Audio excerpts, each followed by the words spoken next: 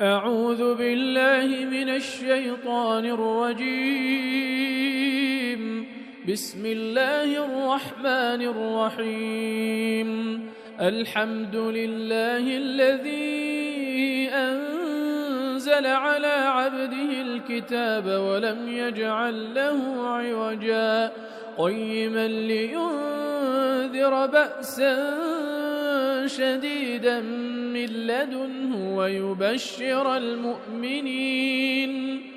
ويبشر المؤمنين الذين يعملون الصالحات أن لهم أجرا حسنا ماكثين فيه أبدا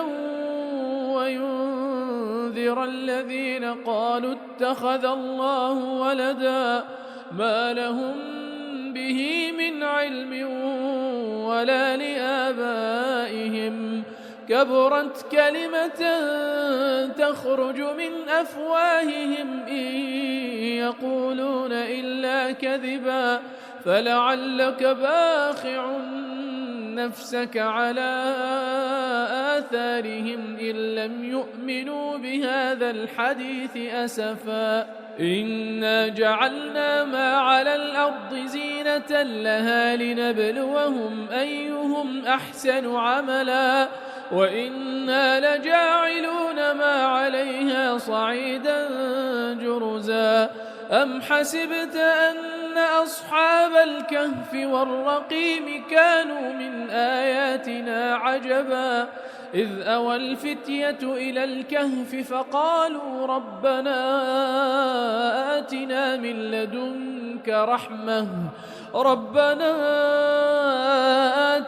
من لدنك رحمة وهيئ لنا من أمرنا رشدا فضربنا على آذانهم في الكهف سنين عددا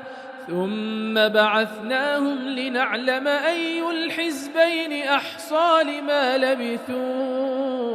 أمدا نحن نقص عليك نبأهم بالحق إنهم فتية آمنوا بربهم وزدناهم هدى وربطنا على قلوبهم إذ قاموا فقالوا ربنا رب السماوات والأرض لن ندعو من دونه إلها لقد قلنا إذا شططا هؤلاء قومنا اتخذوا من دونه آلهة لولا يأتون عليهم بسلطان بين فمن أظلم ممن افترى على الله كذبا وإذ اعتزلتموهم وما يعبدون إلا الله فأووا إلى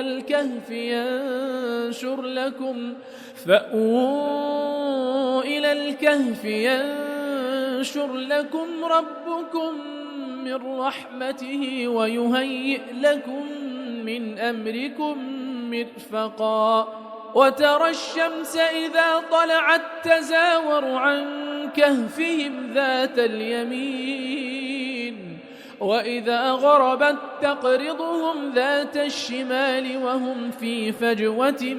منه ذلك من آيات الله من يهد الله فهو المهتد ومن يضلل فلن تجد له وليا مرشدا وتحسبهم أيقاظا وهم رقود ونقلبهم ذات اليمين وذات الشمال وكلبهم باسط ذراعيه بالوصيد لو اطلعت عليهم لوليت منهم فرارا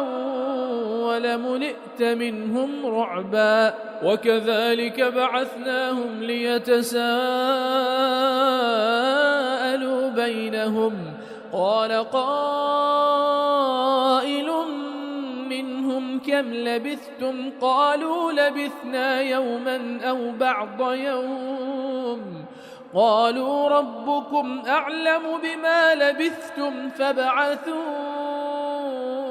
أحدكم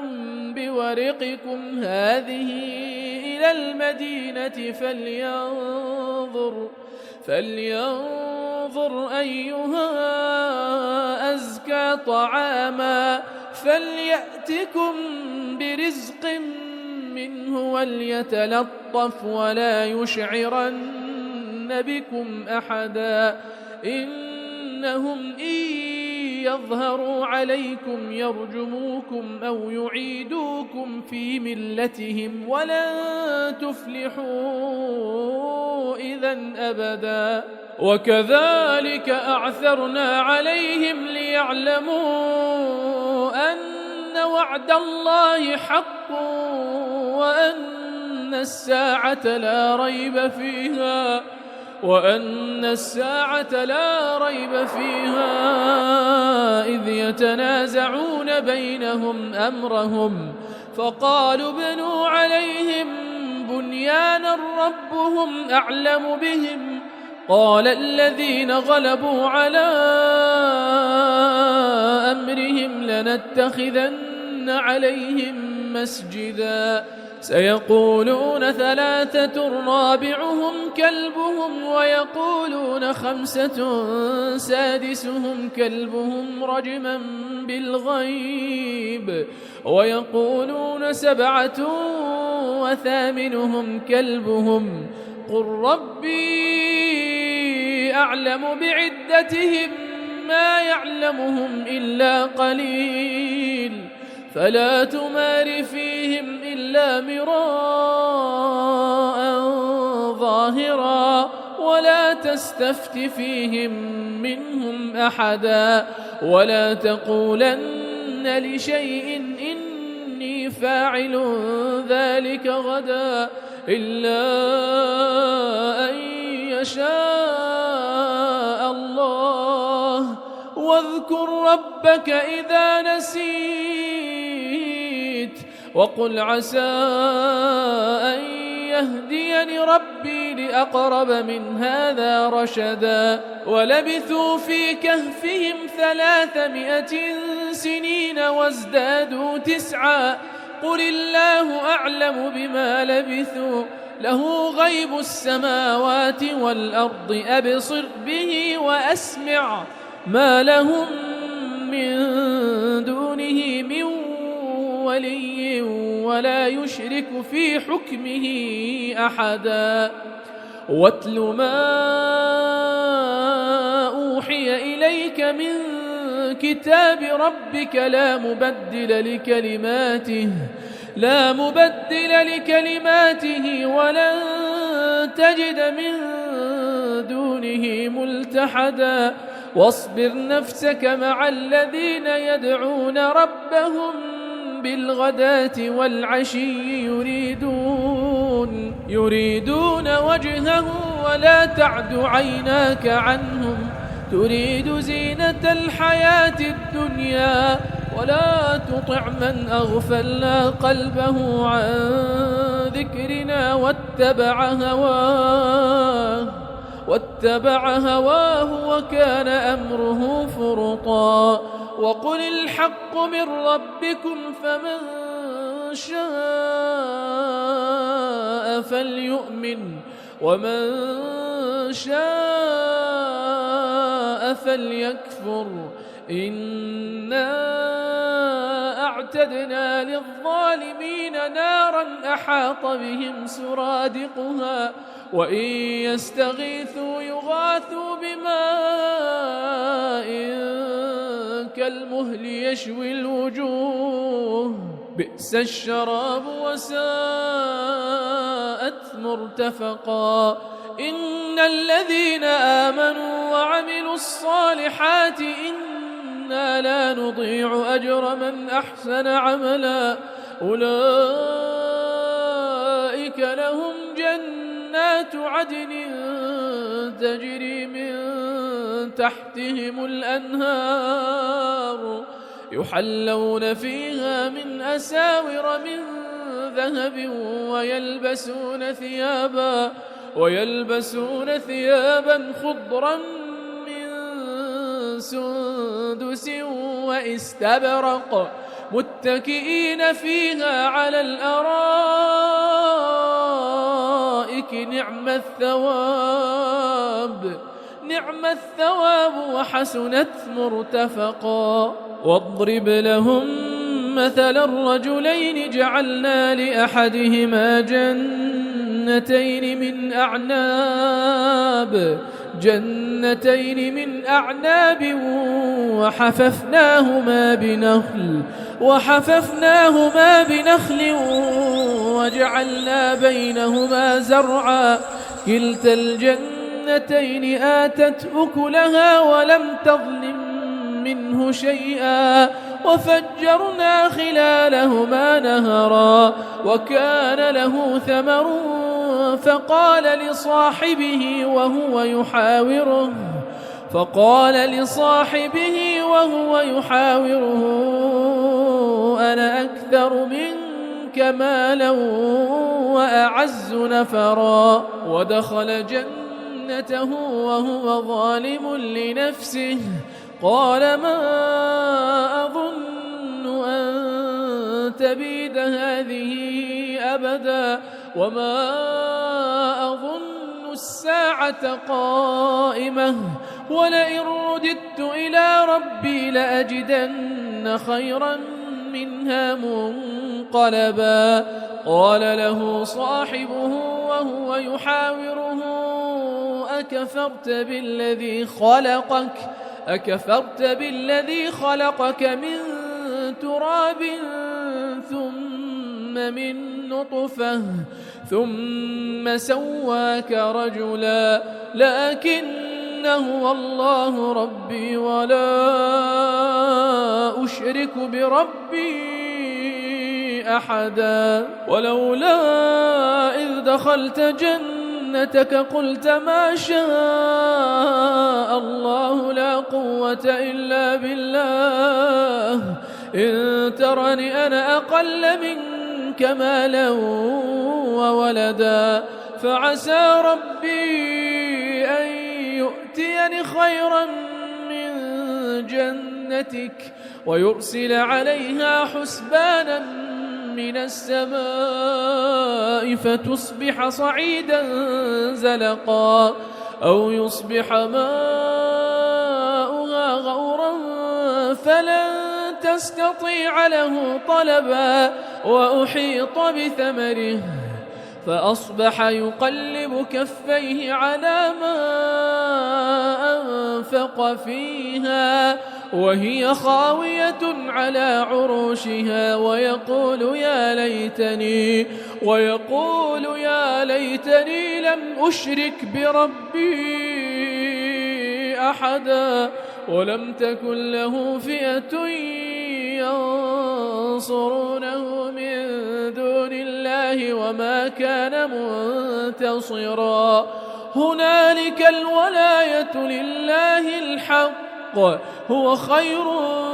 ثوابا وخير عقبا. واضرب لهم مثل الحياة الدنيا كماء إن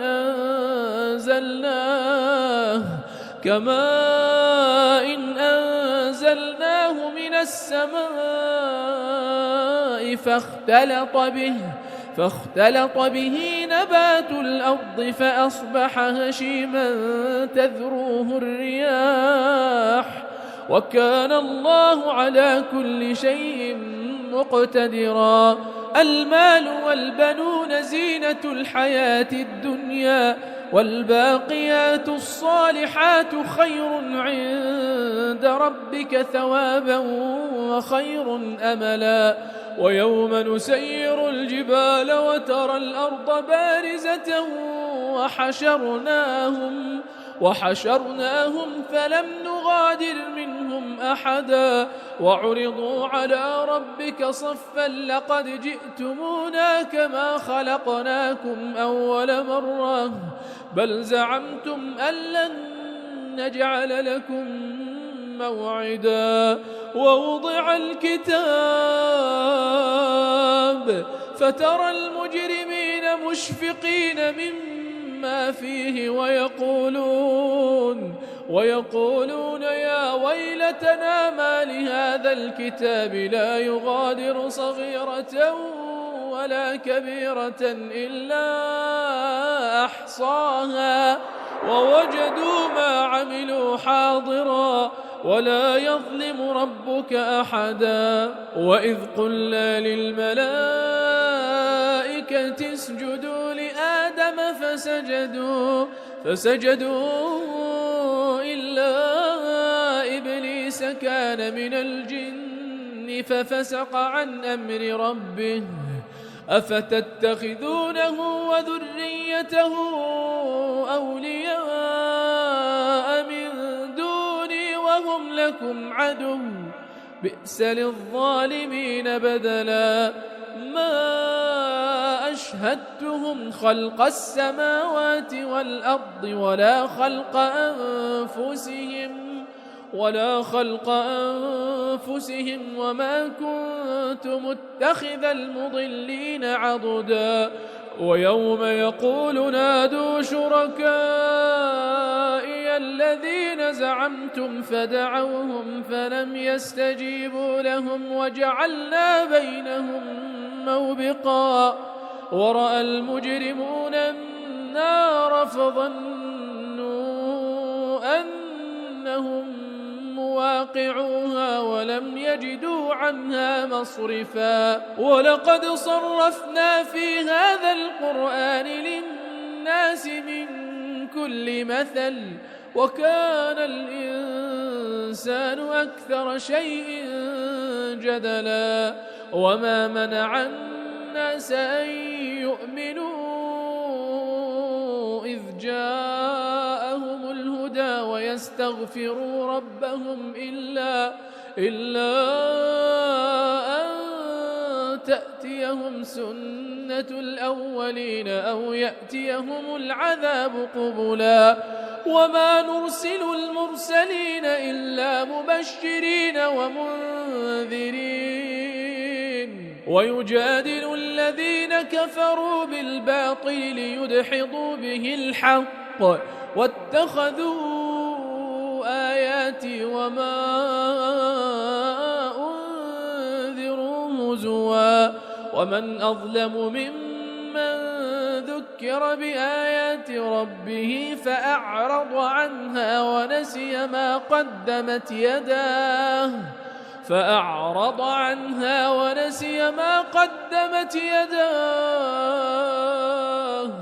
إنا جعلنا على قلوبهم أكنة أن يفقهوه وفي آذانهم وقرا وإن تدعهم إلى الهدى فلن يهتدوا إذن أبدا. وربك الغفور ذو الرحمة لو يؤاخذهم بما كسبوا لعجل لهم العذاب بل لهم موعد لن يجدوا من دونه موئلا. وتلك القرى أهلكناهم لما ظلموا وجعلنا لمهلكهم موعدا. وإذ قال موسى لفتاه لا أبرح حتى أبلغ مجمع البحرين أو أمضي حقبا فلما بلغا مجمع بينهما نسيا حوتهما فاتخذ سبيله في البحر سربا فلما جاوزا قال لفتاه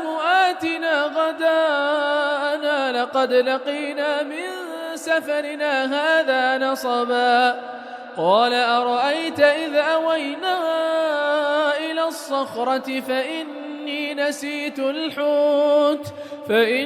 نسيت الحوت وما أنسانيه إلا الشيطان أن أذكره واتخذ سبيله في البحر عجبا. قال ذلك ما كنا نبغ فارتدا على آثارهما عليهما قصصا فوجدا عبدا من عبادنا آتيناه رحمة من عندنا وعلمناه من لدنا علما قال له موسى هل أتبعك على أن تعلمني مما علمت رشدا قال إنك لن تستطيع معي صبرا وكيف تصبر على ما لم تحط به خبرا قال ستجدني إن شاء الله صابرا ولا أعصي لك أمرا قال فإن اتبعتني فلا تسألني عن شيء حتى أحدث لك منه ذكرا فانطلقا حتى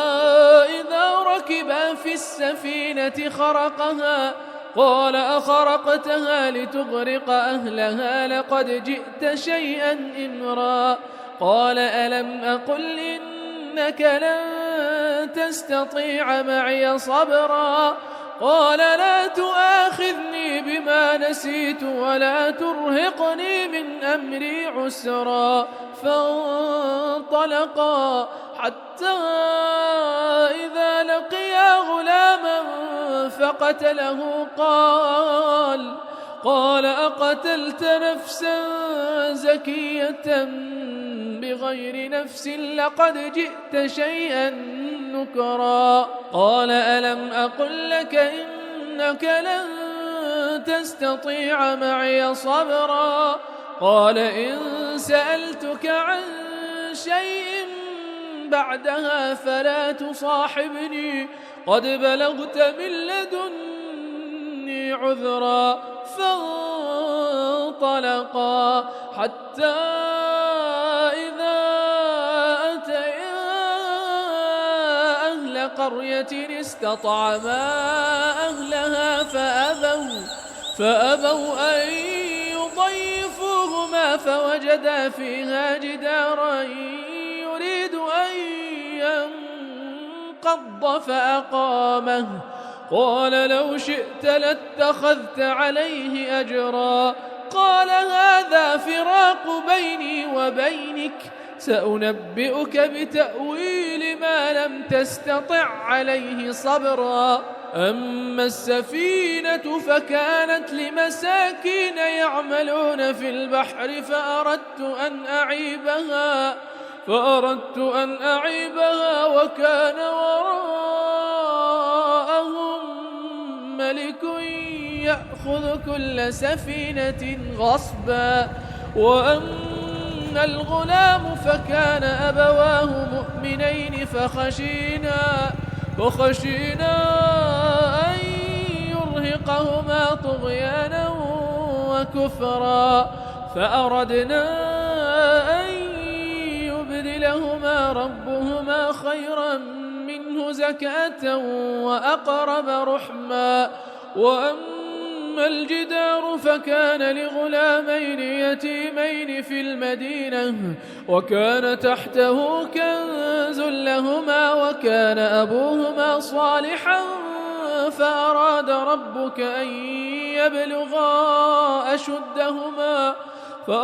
ربك أن يبلغا أشدهما ويستخرجا كنزهما رحمة من ربك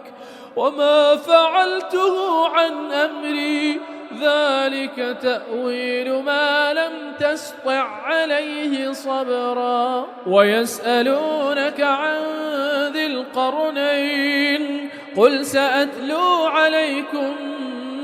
منه ذكرا إنا مكنا له في الأرض وآتيناه من كل شيء سببا فأتبع سببا حتى إذا بلغ مغرب الشمس وجدها تغرب في عين حمئة ووجد عندها قوما قلنا يا ذا القرنين إما أن تعذب وإما تتخذ فيهم حسنا. قال أما من ظلم فسوف نعذبه ثم يرد إلى ربه فيعذبه عذابا نكرا، وأما من آمن وعمل صالحا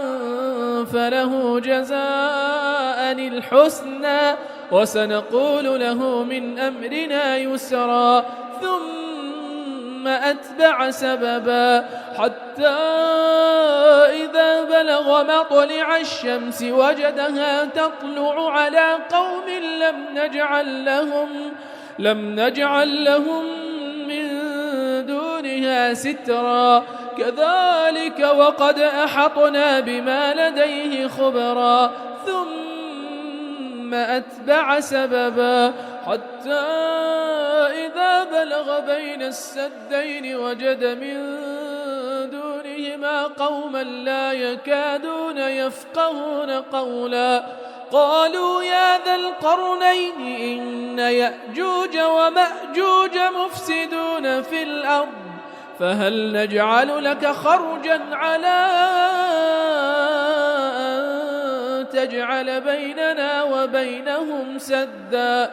قال ما مكني فيه ربي خير فأعينوني بقوة أجعل بينكم وبينهم ردما. آتوني زبر الحديد حتى إذا ساوى بين الصدفين قال انفخوا حتى إذا جعله نارا قال آتوني أفرغ عليه قطرا، فما استطاعوا أن يظهروه وما استطاعوا له نقبا. قال هذا رحمة من ربي فإذا جاء وعد ربي جعله دكاء وكان وعد ربي حقا. وتركنا بعضهم يومئذ يموج في بعض ونفخ في الصور فجمعناهم جمعا وعرضنا جهنم يومئذ للكافرين عرضا. الذين كانت أعينهم في غطاء عن ذكري وكانوا لا يستطيعون سمعا. أفحسب الذين كفروا أن يتخذوا عبادي من دوني أولياء إنا أعتدنا جهنم للكافرين نزلا. قل هل ننبئكم بالأخسرين أعمالا الذين ضل سعيهم في الحياة الدنيا وهم يحسبون أنهم يحسنون صنعا. أولئك الذين كفروا بآيات ربهم ولقائه فحبطت أعمالهم فلا نقيم لهم يوم القيامة وزنا. ذلك جزاؤهم جهنم بما كفروا واتخذوا آياتي ورسلي هزوا. إن الذين آمنوا وعملوا الصالحات كانت لهم جنات الفردوس نزلا خالدين فيها لا يبغون عنها حولا. قل لو كان البحر مدادا لكلمات ربي لنفد البحر